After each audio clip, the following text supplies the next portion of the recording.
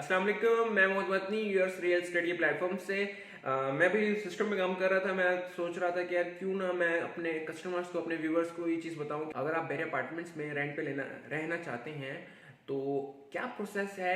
Agreement तो simple is that, जैसे कराची में होते हैं, हम रहते हैं कहीं पे भी रहते हैं तो एक टेनेंट और ओनर का एग्रीमेंट होता है।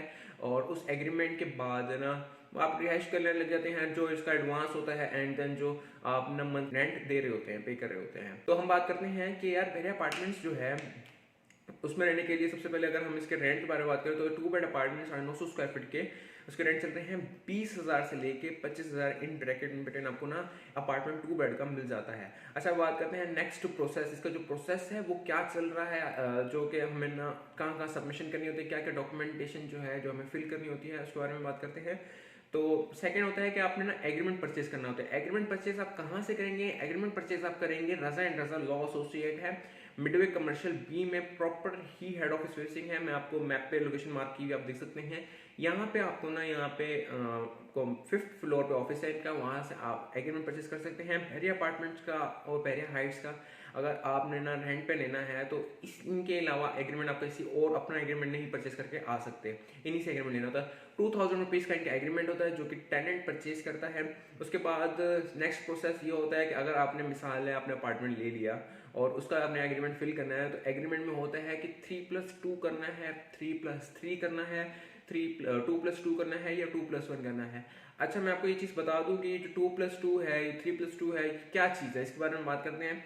तो अगर आप बहरे अपार्टमेंट्स में या बहरे कराची में कुछ भी रेंट पे लेते हैं ना, तो उसमें सिंपल प्रोसेस ये है कि 3+3 मीन्स के 3 डिपॉजिट और 3 एडवांस रेंट। मतलब कि आप ऑनर को 3 एडवांस रेंट भी पे करेंगे और 3 डिपॉजिट पे करेंगे। अब ये ऑनर और टेनेंट की म्यूचुअल अंडरस्टैंडिंग होती है कि वो किस तरह से बनते हैं। कोई बाजू का ऐसा होता है कि 2+1 होते हैं, 2 डिपॉजिट होता है और 1 एडवांस रेंट होता है। बाज इस तरह भी होता है कि 3 डिपॉजिट होता है और 3 एडवांस रेंट होता है। तो ज्यादा प्रोसेस 3+3 ही चल रहा होता है। यूजुअली बहुत कम होता है कि आप ना 2+2 दे रहे होते हैं या 2+1 पे कर रहे होते हैं। अच्छा, तो हम बात कर रहे थे कि ना डॉक्यूमेंटेशन का प्रोसेस क्या है। सबसे पहले आपने ना एग्रीमेंट कर लिया, जो म्यूचुअल अंडरस्टैंडिंग आपकी 3+2 है, 3+3 है।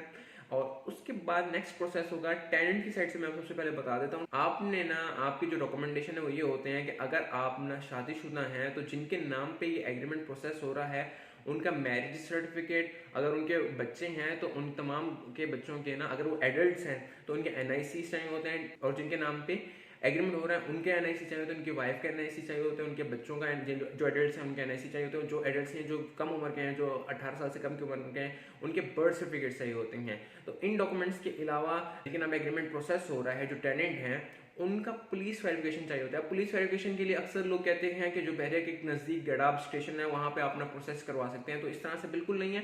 आपके घर के करीब जो भी पुलिस स्टेशन है वहां से आप ये प्रोसेस करवा सकते हैं। और इस प्रोसेस अब सिंपल है कि आप करेक्टर सर्टिफिकेट बनवा लें। आप वो करेक्टर सर्टिफिकेट आप कहीं से भी बनवा लें, आप बहरे के जो गडाब स्टेशन है वहां से बनवा लें, या फिर आप कहीं से पुलिस स्टेशन से आप अपना करेक्टर सर्टिफिकेट बनवा सकते हैं। नेक्स्ट प्रोसेस ये है कि ये जो जितने भी डॉक्यूमेंट्स मैंने आपको बताए हैं, इसमें मैरिज सर्टिफिकेट हो गया, इसमें बच्चों के एनआईसी या बर्थ सर्टिफिकेट्स हो गए, या इसमें आपको पुलिस वेरिफिकेशन हो गई, ये तमाम डॉक्यूमेंट्स जो हैं आपने ना पीडीएफ फाइल बना के ऑनलाइन सबमिशन करनी होती है बहरे के प्लेटफॉर्म में। इस प्लेटफॉर्म में आप देख सकते हैं लिखा हुआ आ रहा है btkarachi.com।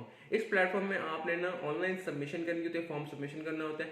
इसमें आपने अपनी डिटेल्स देनी होती हैं, फिर अपने एनआईसी, अपना जॉब कहाँ करते हैं, या फिर आपका बिजनेस है तो वो आपका क्या किस चीज़ का बिजनेस है, कंप्लीट डिटेल्स देनी होती है। अच्छा, अब बात कर रहे थे, आप ये सारे डॉक्यूमेंट्स ऑनलाइन सबमिशन कर देंगे। अब ऑनलाइन सबमिशन करने के बाद आप और ऑनर ना दोनों जाएंगे फैसिलिटेशन सेंटर, बहरिया अपार्टमेंट्स में जो फैसिलिटेशन सेंटर है वहाँ पे आप जाएंगे और वहाँ पे अपने डॉक्यूमेंट्स और एग्रीमेंट सबमिट कराएंगे। उसी दिन ही आपका ना वहाँ पे इंटरव्यू लेते हैं। इंटरव्यू लेने के बाद फिर आपको ना एनओसीज ना प्रोसेसिंग में चला जाता है। फिर 2 से 3 दिन बाद आपको ना ईमेल एड्रेस पे आपको मेल आएगी कि आप एनओसीज रिसीव कर लें।